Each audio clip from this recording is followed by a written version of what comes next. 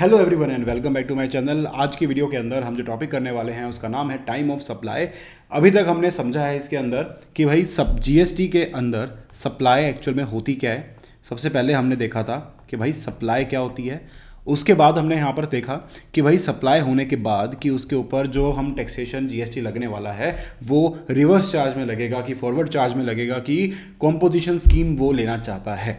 इन सब चीज़ों को देखेंगे। बट अगर जीएसटी लगाना है तो सबसे इंपॉर्टेंट चीज़, एक सबसे इंग्रेडिएंट क्या होना चाहिए? The rate at which the GST is applicable.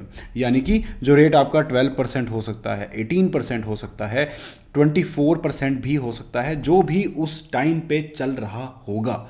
उस टाइम पे चल रहा होगा मतलब ये सब आपका रेट आइडेंटिफाई करने से पहले आपको ये पता होना चाहिए कि जो आपकी सप्लाई ने टेक प्लेस किया है वो किस डेट को टेक प्लेस किया है और उस दिन रेट ऑफ जीएसटी हमारा क्या था।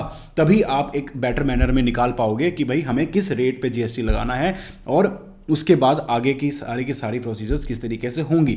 तो सबसे पहले उस चीज़ को जानने के लिए हम इस चैप्टर को स्टार्ट करते हैं। यहाँ पर आपके पास 4 हिस्से में ये चैप्टर बटा हुआ है। सबसे पहले आता है आपके पास गुड्स, देन सर्विसेज,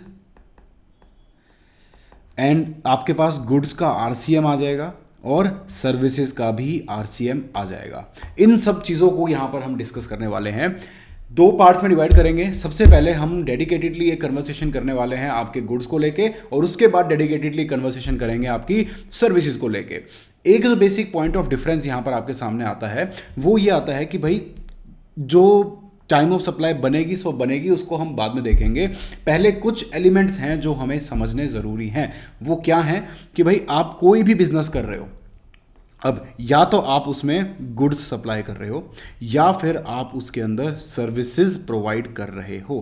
तो इन दोनों ही केसेस के अंदर आपका एक कॉमन प्रोसीजर क्या बनेगा कि भाई गुड्स को या तो डिलीवर कर दिया या आपने बेच दिए, सर्विसेज आपने प्रोवाइड करा दी, उसके बाद आपको उसके ऊपर इनवॉइस रेज करना होता है और उस इनवॉइस के बेसिस पे आपके पास पेमेंट आएगी। तो भाई जो हमारे पास टाइम ऑफ सप्लाई यहाँ पर हमें डिटरमाइन करना है ना, वो यहीं पे कहीं पे है। इन्हीं चीज़ों के अंदर वो चीज़ छुपी हुई है, हमें बस उसको आइडेंटिफाई करना है, उसको निकालना है। तो इन एलिमेंट्स को एक एक करके हम डिस्कस करते हैं। सबसे पहली चीज़ तो यहाँ पर एक चीज़ कही गई है कि भाई time of supply in case of goods अगर हम बात करें तो भाई गुड्स के केस के अंदर टाइम ऑफ सप्लाई क्या बनेगी कि भाई डेट ऑफ इनवॉइस या फिर date of payment whichever is earlier will be your time of supply. अब एक यहां पर ना थोड़ा सा कॉम्प्लिकेशन यहां पर क्या आता है कि ये जो डेट ऑफ इनवॉइस है ना, यहां थोड़ी सी ये प्रॉब्लम आपके सामने क्रिएट कर सकता है। कैसे क्रिएट करेगा कि भाई डेट ऑफ इनवॉइस तो ये सामने आपको दी हुई है, आप एज इट इज उठा सकते हो, बट एक कंडीशन है कि जो ये आपने गुड्स आपने जो सप्लाई किए हैं, ये देखो गुड्स के लिए 2 चीज़ होती हैं, या तो आप उनको मेड अवेलेबल कराते हो या फिर आप डिलीवरी करते हो। डिलीवरी करोगे तो डिस्पैच करोगे। तो यहाँ पर किस तरीके से हुआ, मैं आपको एग्जांपल देता हूँ कि ये आपके सामने एक माउस है, ठीक है। अब आपको क्या करना है कि या तो आप इस माउस को आप सामने वाले इंसान के बाद डिलीवर कराओगे तो अपने यहाँ से बाहर भेजोगे, तो डिस्पैच का टाइम हो गया। दूसरी चीज़ ये होती है कि भाई ये माउस यहाँ रखा है, जिसको चाहिए आके खरीद के ले जाओ, ये दूसरी चीज़ हो गई। तो भाई जिस भी टाइम पे आपने गुड्स को अवेलेबल करा दिया इंसान के लिए कि भाई आपने ये परचेज कर लिया, आपने माउस खरीद लिया, ये रखा है, उठा के ले जाओ, उस मोमेंट तक आपका इनवॉइस रेज हो जाना चाहिए। या फिर अगर वो चीज़ डिलीवर करनी है तो डिस्पैच के टाइम पे वो जो इनवॉइस है वो रेज हो जाना चाहिए। अगर ऐसा हो जाता है तो भाई यानी इस डेट के टाइम पे या इससे पहले आपका इनवॉइस रेज हो जाना चाहिए। अगर उसके बाद इनवॉइस रेज हो रहा है, यानी कि इस पीरियड के बाद, इस इवेंट के बाद अगर इनवॉइस रेज हो रहा है तो हम इनवॉइस की डेट नहीं देखेंगे। हम मान लेंगे कि आपका ये जो डेट है ए और जो डी वाला पार्ट है इसको हम डेट ऑफ इनवॉइस मान लेंगे। तो ये इनवॉइस की डेट को ये जो गुड्स की डिलीवरी और अवेलेबिलिटी है वो सब्स्टिट्यूट कर देगी। तो यहाँ पर ये हट के अगर आपको एग्जांपल दूं कि भाई मैंने जो सेल करी है या मैंने अपनी चीज़ डिस्पैच करी है वो करी है मैंने 3 मार्च को, ठीक है, लेकिन मैंने इनवॉइस जो रेज किया है वो किया है मैंने 15 मार्च को, पेमेंट मेरे पास आई है 16 मार्च को। अब इसमें आपको टाइम ऑफ सप्लाई निकालना है। तो भाई देखो, आपको क्लियरली एक चीज़ तो प्राइमा फेसी नज़र आ जाएगी कि भाई विच एवर इज अर्लियर हम यहाँ पर लेके चलेंगे, जो कि 3 मार्च बनती है। लेकिन ये चीज़ अगर आप लिख दोगे तो आपको अधूरे मार्क्स मिलेंगे। आपको पूरी तरह से चीज़ बतानी है कि क्योंकि इनवॉइस जो था वो इस पीरियड या इस पीरियड से पहले पहले तक रेज नहीं किया गया, इसीलिए हम इनवॉइस की डेट को ना लेते हुए ये वाली डेट लेके चलेंगे और इस हिसाब से हम अपनी यहाँ पर टाइम ऑफ सप्लाई आइडेंटिफाई करेंगे। अब मैं अगर आपसे बात करूं कि भाई डेट ऑफ पेमेंट के बारे में, तो डेट ऑफ पेमेंट आप कौन सी लेके चलोगे? तो भाई डेट ऑफ पेमेंट आपकी कौन सी होती है? दो यहां पर आपके पास दिया जाएगा, चाहे वो गुड्स की बात करें या चाहे सर्विसेज की, दो चीज आपके सामने आएगी। पहली चीज तो कि भाई क्रेडिट कब किया हुआ अकाउंट के अंदर पैसा, ठीक है, और दूसरी चीज आपने बुक्स ऑफ अकाउंट्स में कब रखा। इसको एक्सप्लेन करता हूं मैं। अब जैसे मान लो यहां पर इस पॉइंट पे ही आपकी सेल हुई, ठीक है, सेल होते ही अपने अकाउंट्स में आपने दिखा दिया कि इस महीने की मेरी सेल इतनी है, ठीक है। तो जैसे ही आपने वो दिखा दिया, हम मान लेंगे कि this is the time of payment. या फिर आप वेट करते हो, आप सोचते हो कि यार पहले कैश आ जाए फिर मैं एंट्री करूंगा, ठीक है। आपने ये सोचा कि पहले मेरे पास कैश हाथ में आएगा भाई, उससे पहले मैं एंट्री नहीं करने वाला। तो अगर आपने ऐसा किया तो भाई कैश रिसीव हो गया, एंट्री चाहे आपने ना करी हो, हम उसको आपका पेमेंट की डेट मान लेंगे। किस तरीके से कि भाई यहां पर लेट सपोज मैं बुक्स में एंट्री करता हूं, ठीक है, ये 5 तारीख को, हर महीने की 5 तारीख को मैं बुक्स में एंट्री करता हूं। अब मेरे पास कैश रिसीव हो गया 4 तारीख को, तो क्या मैं 5 तारीख का वेट करूंगा? नहीं, विच एवर इज अर्लियर, यानी कि 4 तारीख को ले लूंगा। लेकिन 5 को मैं एंट्री तो कर देता हूं, पेमेंट मेरे पास रिसीव हुई 10 तारीख को, तो क्या मैं 10 तारीख का वेट करूंगा? नहीं, एंट्री मैंने कर दी, मैंने अपनी सेल दिखा दी। तो भाई जब मैंने इतना सब कुछ कर ही दिया है तो मैं रेट भी तो लगाऊंगा ना उसके ऊपर जीएसटी का। तो यहां पर इस डेट को कंसीडर किया जाएगा। तो ये आई होप इस तरीके से आपको समझ में आ गया होगा। ये यहां पर ध्यान में रखना है, चीजें क्या होने वाली हैं, which ever is earlier at the end में जाके, ठीक है। अब इनसे थोड़ा सा हटके इनवॉइस के ऊपर ही डिस्कशन कर रहे हैं हम। इनवॉइस के ऊपर ही डिस्कशन के अंदर ये तो हुई आपकी नॉर्मल सेल। अब अगर आपकी सेल होती है कंटिन्यूअस सप्लाई ऑफ गुड्स, यानी कि आपने एक 100 किलो का कुछ सामान सामने वाले को सेल करने का आपने कॉन्ट्रैक्ट कर लिया, जिसमें आप हर महीने 10 केजी उसको डिलीवर करोगे, ठीक है, हर महीने 10 केजी आप डिलीवर करने वाले हो, ठीक है। तो अब यहां पर क्या होगा, जो एक मार्केट प्रैक्टिस है उसमें क्या होता है कि जैसे ये देखो ए है और ये यहां पर आपका बी है। जब भी अब जैसे ये 10 किलो इसने डिलीवर किए, तो दो चीजें हो सकती हैं। या तो ए इसको एक स्टेटमेंट देगा कि भाई तेरा इतना पैसा ड्यू हो गया है, तेरे को इतना सामान पहुंचा दिया है मैंने, पहली चीज। दूसरी चीज ये आ सकती है कि भाई 10 केजी डिलीवर हुआ, बी बोला कि ये ले भाई तेरे इतने पैसे बनते हैं, पकड़ इसको। दोनों में से जो भी चीज पहले हो गई, दैट इज द टाइम जिसको हम मान लेंगे कि वो इनवॉइस का रेज हो जाना चाहिए था, वो एक इनवॉइस की डेट है।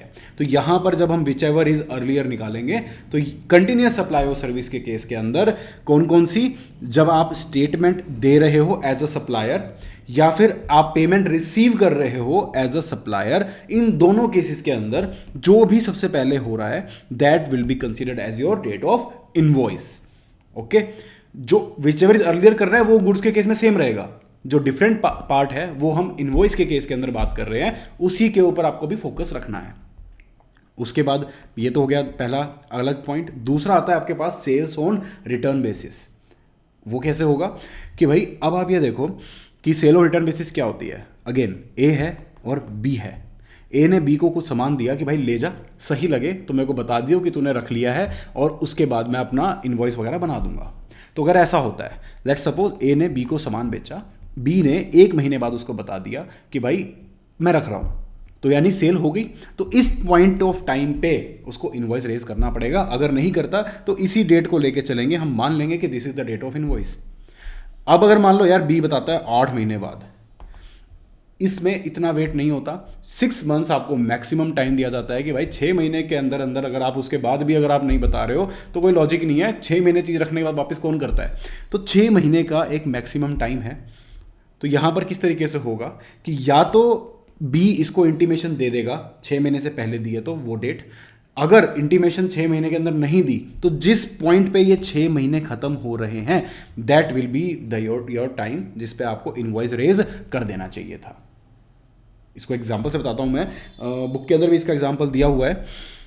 ये आपका स्टार्टिंग से जैसे क्या क्या पॉइंट्स हमने देख लिए यहाँ पर। पहले हम बात करें देखो गुड्स की, ठीक है। गुड्स के अंदर क्या क्या चीज़ें होती हैं, गुड्स अंडर फॉरवर्ड चार्ज, अभी हम इसको पढ़ रहे हैं। इसके बाद हम रिवर्स चार्ज भी पढ़ेंगे। इसके बाद हम देखेंगे वाउचर्स का, रेजिडुअल केसेस का और एडिशन का, इन सब चीज़ों को देखेंगे। फॉरवर्ड चार्ज अभी चल रहा है हमारा, कंप्लीट होगा तो मैं आपको बता दूंगा। उसके बाद आगे चलते हैं। यहाँ पर देखो सबसे पहले इधर आ गया, ये है पूरा का पूरा एक समरी इस पूरी की पूरी चीज़ की। ये क्या कहती है कि भाई time of supply of goods under forward charge as per section number 12 क्या है। वो ये है कि भाई date of issue of invoice लेंगे, लेकिन last date of issue of invoice under section 31 जो मैंने आपको समझाया कि भाई जिस दिन आप डिलीवरी कर रहे हो या फिर चीज़ को मेड अवेलेबल करा रहे हो, तो अगर इनवॉइस की डेट उसके बाद आ रही है तो भाई ये वाली जो डेट है वो ले लेंगे हम, पहले वाली डेट, ठीक है। दूसरा क्या आया आपके पास कि भाई date on which payment is recorded in the books of accounts of the supplier, अब ये चीज़ आ गई, या फिर payment credit in bank account. तो भाई देखो इन दोनों का अर्लियर आएगा, ऑब्वियस ही बात है, इनको तीनों को एक साथ रख दो या दोनों को अलग से आइडेंटिफाई करो, कोई दिक्कत नहीं है, दोनों इज अ सेम थिंग। उसके बाद आता है हमारे पास, ये देखो एग्जांपल, बी ने सेल किया सी को ऑन 10th जून, यानी कि 10th जून तक उसको इनवॉइस रेज कर देना चाहिए था। The invoice for the same is issued on 12th जून, 2 दिन बाद रेज किया है। कौन सी डेट लेंगे, 10 लूं कि 12 लूं? भाई जिस दिन रेज सेक्शन 31 के अकॉर्डिंग जिस दिन रेज कर देना चाहिए था वो है 10th जून, तो मैं 10th जून यहां पर लेके चलूंगा। Payment for the goods is received on 20th June, payment मिली 20th को। अब हमारे पास दो डेट्स आ गई ना, 10 जून को इनवॉइस रेज कर देना चाहिए था, वो डेट लेंगे। दूसरी चीज हम यहां पर लेंगे 20th जून, जिस डेट का आपका पेमेंट है। अब हमें इसमें निकालना है कि भाई टाइम ऑफ सप्लाई क्या बनेगा, दोनों में से अर्लियर क्या निकलता है, 10th जून, सिंपल। नेक्स्ट पार्ट आता है हमारे पास जो मैंने आपको कॉन्ट्रैक्ट वाला बताया, एक लंबे टाइम का आपका जो कंटिन्यूअस सप्लाई है। बी ने कॉन्ट्रैक्ट किया सी से कि भाई मैं तुम्हें सप्लाई करूंगा कंटिन्यूअस। अब as per the contract C limited makes payment on 10th day of each month, payment की बात आ गई। दो फैक्टर्स थे यहां पर ध्यान में रखने हैं, या तो ए स्टेटमेंट दे दे या बी से पैसा ले ले, दोनों में से जो भी पहले हो रहा है that would be the point जहां पे आपका इनवॉइस रेज होना चाहिए। तो क्या हुआ यहां पर, तो भाई 10 तारीख को सी ने पैसा दिया, B limited issues the invoice on the same day, ये सही कर रहा है, इसने सेम डे इनवॉइस रेज कर दिया, दैट मींस जो डेट पे पैसा आया वही डेट आपकी डेट ऑफ इनवॉइस है। अगर कोई डिफरेंट होती, अगर 12 तारीख को आपने इनवॉइस रेज किया होता तो भी हम इनवॉइस रेज करने की डेट 10 तारीख ही मानते। ओके, आगे बढ़ते हैं।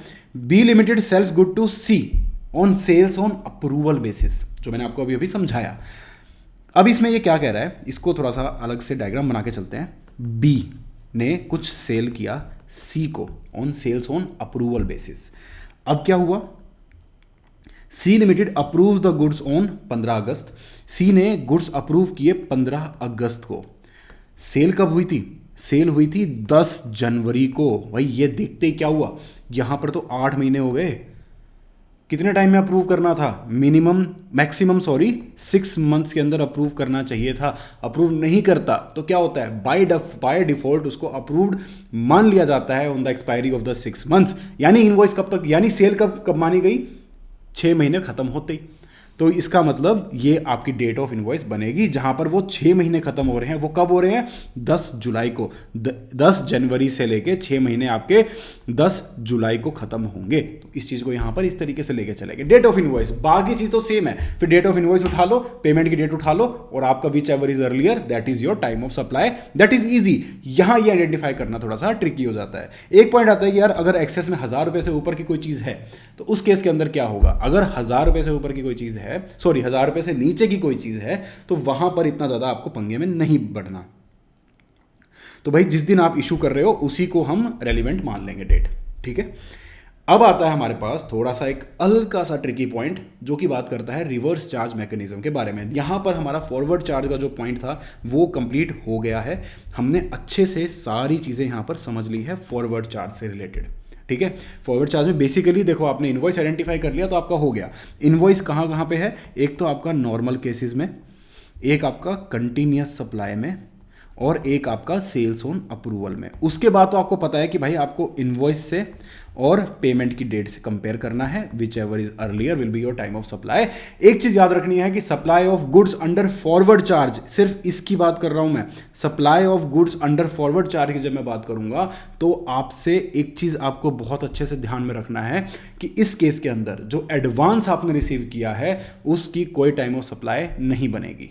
Advance will not be considered as the point of time जहां पर टैक्स लगाया जाए। उसके बाद अगर आप ये जो सेल कंक्लूड कर रहे हो, आपने माल भेज दिया, आपने पेमेंट रिसीव कर ली, ये एक सिग्निफिकेंट इवेंट्स हैं जहां पर आपके इसको टाइम ऑफ सप्लाई को रिकॉग्नाइज किया जाएगा, not for the advance, only in case of forward charge mechanism.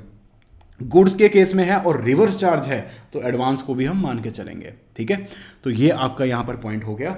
अब हम बात करते हैं रिवर्स चार्ज के बारे में। रिवर्स चार्ज के अंदर एक स्टेप एडिशनल आ जाता है। वो क्या आता है? पहली बात तो देखो, अभी तक हम जितनी भी चीज़ें समझ रहे थे ना, हम समझ रहे थे एक सप्लायर के पॉइंट ऑफ व्यू से। अब अपने आप को ना, अपनी सीट्स को थोड़ा सा शिफ्ट कर दो, अब आप आ जाओ एक रेसिपिएंट के पॉइंट ऑफ व्यू पे। अब रेसिपिएंट के पॉइंट ऑफ व्यू से हम चीज़ करने वाले हैं कैसे कि ये देखो, ये है ए जो कि है सप्लायर, ये है बी जो कि है रेसिपिएंट। नॉर्मली सारा काम ए करता है, बट आरसीएम में रिस्पॉन्सिबिलिटी किसकी है टैक्स जमा कराने की? रेसिपिएंट की। ठीक है, तो इस केस के अंदर थोड़ा सा सिचुएशन अलग होगी। अब हम एक एक करके स्टेप्स को देखते हैं कि भाई ये जो इंसान है, हम जो रिसिपिएंट, अब मैं रिसिपिएंट हूं, मैं एक रिसिपिएंट हूं, मेरे पास क्या क्या रेलिवेंट फैक्टर्स होंगे जो मैं देख सकता हूं। पहली बात तो मेरे पास एक डेट होगी जिस पे मैंने गुड्स रिसीव किए होंगे, पहली चीज। दूसरी चीज मेरे पास होगी एक डेट जिस पे मैंने पेमेंट करी होगी, तो डेट ऑफ पेमेंट वाली बात आ गई।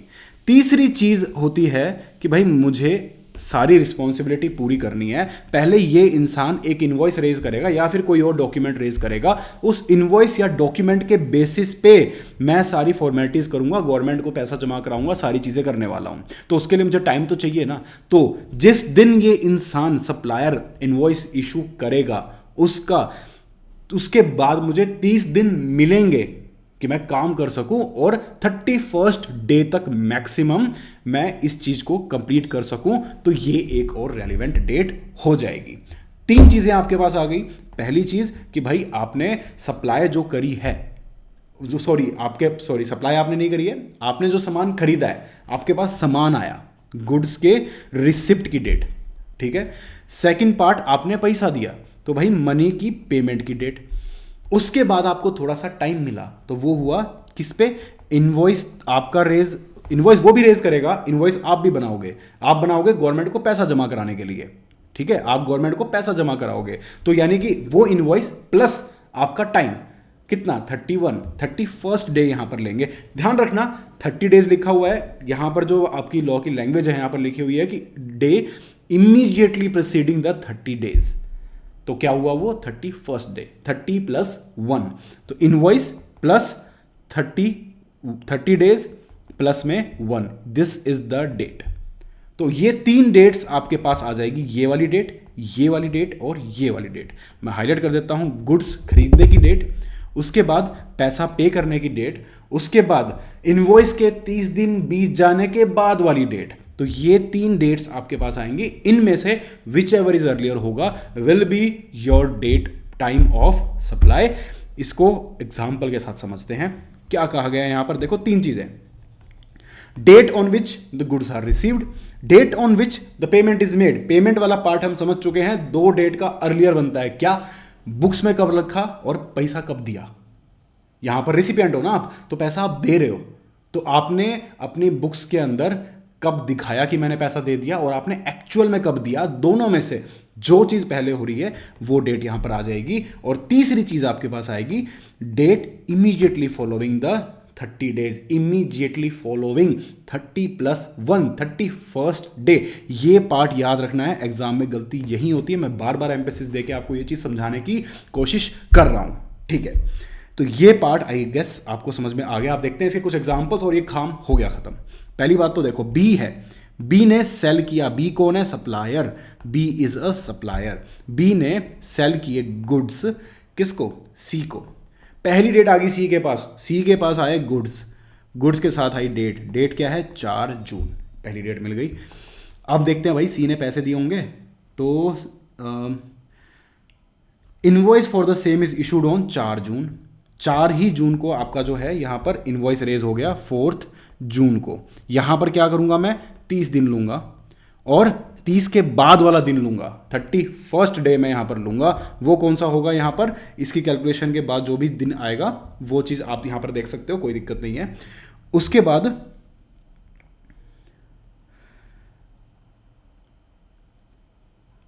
देखो यहाँ पर 2 डेट्स हैं आपके पास।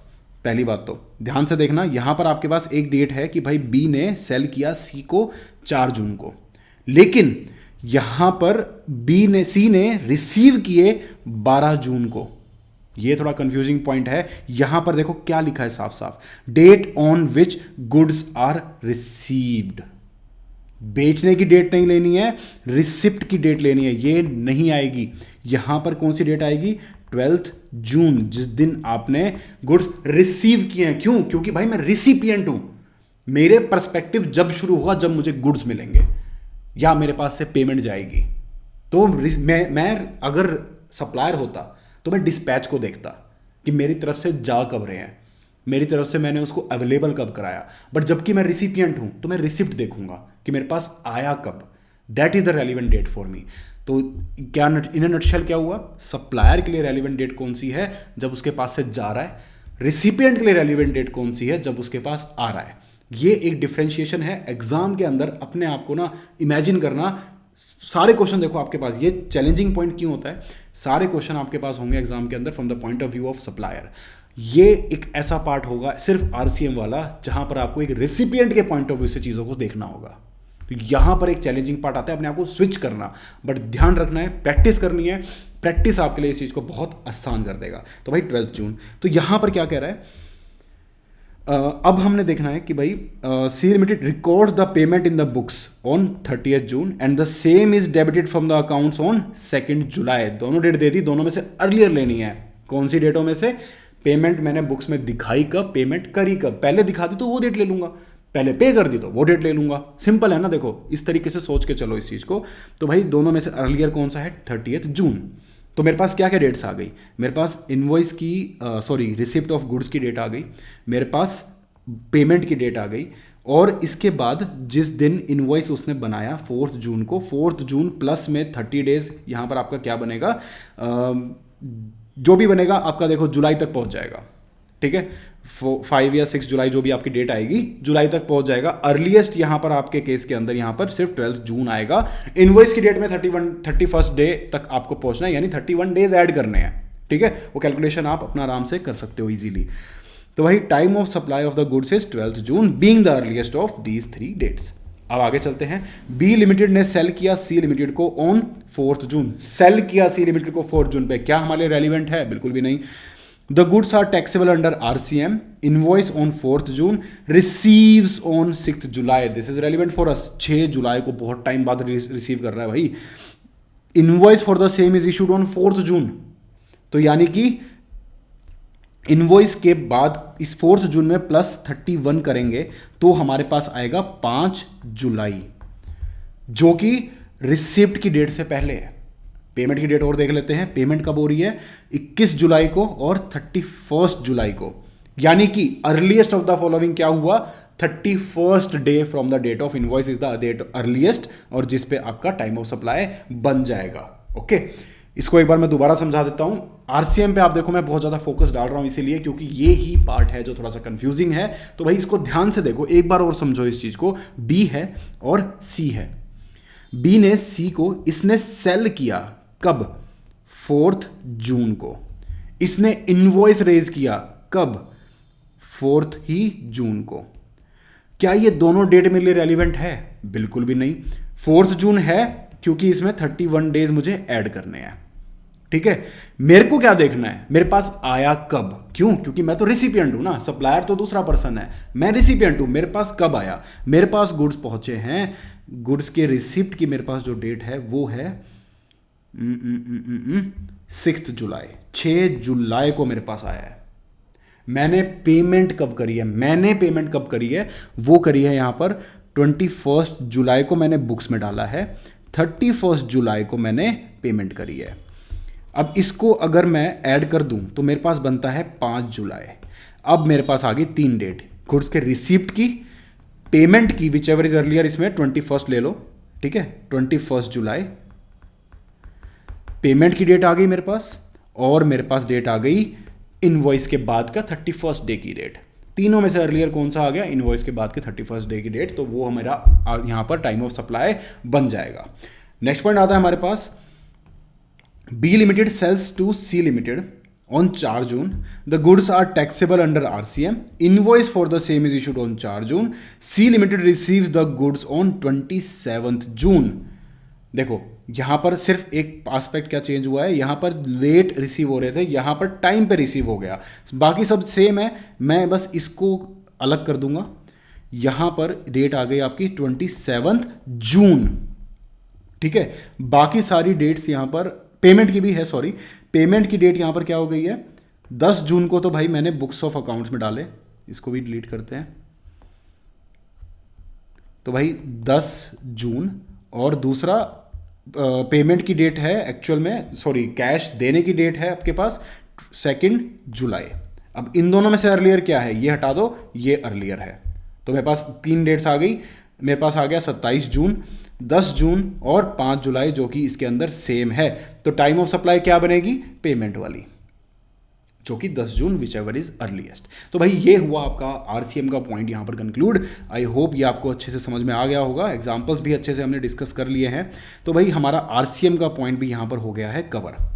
अब बात करते हैं supply of voucher that can be used to buy pay for goods. अब क्या हुआ, आप मान लो कुछ भी खरीदने गए मार्केट में, आपको उन्होंने एक वाउचर दे दिया कि नेक्स्ट टाइम जब भी आप आओगे तो ये वाउचर देना और कोई चीज़ हमसे ले जाना। अब यहाँ पर डिफरेंस क्या आता है, अगर तो उन्होंने स्पेसिफाई कर दिया, जब हम वाउचर्स की बात कर रहे हैं, अगर उन्होंने स्पेसिफाई कर दिया कि भाई ये XYZ चीज़ आपको मिलेगी, मान लो वही माउस मिलेगा आपको ये, ठीक है, तो भाई इस केस के अंदर तो आपका उसी टाइम जिस टाइम आपने वाउचर दिया है, क्योंकि आइडेंटिफाइबल चीज़ है ना, तो उसी टाइम आपकी टाइम ऑफ सप्लाई मान ली जाएगी। लेकिन अगर मान लो कोई चीज़ आइडेंटिफाइड नहीं है कि भाई 1000 रुपये का आपको कुछ भी दे सकते हैं, तो यार उस हर चीज़ पे अलग अलग रेट लगता है, तो मैं कैसे पहले रेट लगा दूँ ना। तो जब मुझे पता ही नहीं है कि सामने वाला क्या लेके चला जाएगा, तो जब वो लेके जाएगा तब की उसको टाइम ऑफ सप्लाई दे देंगे। तो ये हो गया। उसके बाद आता है रेजिडुअल केसेस, जहाँ पर किसी भी तरीके से आपको पता ही नहीं चल रहा कि भाई टाइम ऑफ सप्लाई कैसे निकालना है, ये सारा डेटा मेरे पास नहीं है। तो क्या देखेंगे कि भाई जो टैक्स की रिस्पॉन्सिबिलिटी पूरी कर रहा है, चाहे वो सप्लायर हो फॉरवर्ड चार्ज में, चाहे वो रेसिपिएंट हो आरसीएम में, वो अपनी रिटर्न जब उसने पे करता है या वो जीएसटी पे करता है, विच एवर इज अर्लियर, उसने अपने आप से जीएसटी ही पे कर दिया, तो जब जिस दिन वो जीएसटी पे कर रहा है उस दिन टाइम ऑफ सप्लाई, या वो रिटर्न फाइल कर दी पीरियोडिकल उसने, तो जिस दिन रिटर्न फाइल करी that is the time of supply, ठीक है। इसके बाद लास्ट पॉइंट आता है addition to the value of goods by way of interest, late fees और डिलेड पेमेंट। आपने किसी से पैसे रिसीव करने हैं, उसने बहुत टाइम लगा दिया, तो आपने उस पर इंटरेस्ट लगा दिया। तो भाई देखो 2 एलिमेंट यहां पर बन गए। एक पहले एलिमेंट बन गया जो नॉर्मल आपकी सेल थी, लेट सपोज आपको किसी से इस माउस के बदले 1 लाख रुपए लेने थे, उसने टाइम लगा दिया देने में, तो एक तो आपकी सप्लाई अलग हो गई 1 लाख, उसकी टाइम ऑफ सप्लाई आप अलग निकालोगे। बट जो उसने इंटरेस्ट का पैसा अलग से दिया है, तो वो जब एज एंड व्हेन जब वो पे करेगा उस दिन को उसको टाइम ऑफ सप्लाई देंगे। रेट भी उसका इंक्लूसिव मान के चलते हैं कि भाई जो उसने 10,000 रुपये का मान लो इंटरेस्ट दिया है, तो जीएसटी अलग से नहीं चार्ज करेंगे, उसी में मान लेंगे कि भाई वही जीएसटी है। उसको हम क्या करेंगे, लेट सपोज जैसे 10,000 रुपये का उसने इंटरेस्ट दिया, 10,000 रुपये का उसने इंटरेस्ट दिया, तो इसी को हम मान लेंगे कि इंक्लूड है इसमें जीएसटी। तो कैसे निकालेंगे, अगर 18% इंटरेस्ट था तो इसमें यानी कि 118 है, तो भाई इसका 18 का पार्ट आ जाएगा। तो ये इस तरीके से यहाँ पर चीज़ हो जाती है। तो भाई गुड्स वाला पार्ट हमने बड़े ही अच्छे तरीके से सारा का सारा देख लिया। इनवॉइस वाला पार्ट आपको ध्यान में रखना है, और आरसीएम का जब आप अपने आप को शिफ्ट करना है आपको, ठीक है, एक सप्लायर के जोन से निकल के रिसिपिएंट के जोन में घुसना है, आपके लिए चीज़ें बिल्कुल आसान हो जाएगी। सो भाई आज की वीडियो के अंदर इतना ही। गुड्स वाला पार्ट हमने इस वीडियो में कवर कर लिया। नेक्स्ट वीडियो जो आएगी उसके अंदर हम सर्विसेज वाला जो पार्ट है वो कवर करेंगे। पूरा का पूरा वीडियो डेडिकेटेड होगी सर्विसेज वाले पार्ट के ऊपर। तो stay tune guys for that. I hope ये वीडियो आपको अच्छी लगी है। अगर अच्छी लगी है तो लाइक करें, सब्सक्राइब करें, and thank you for watching.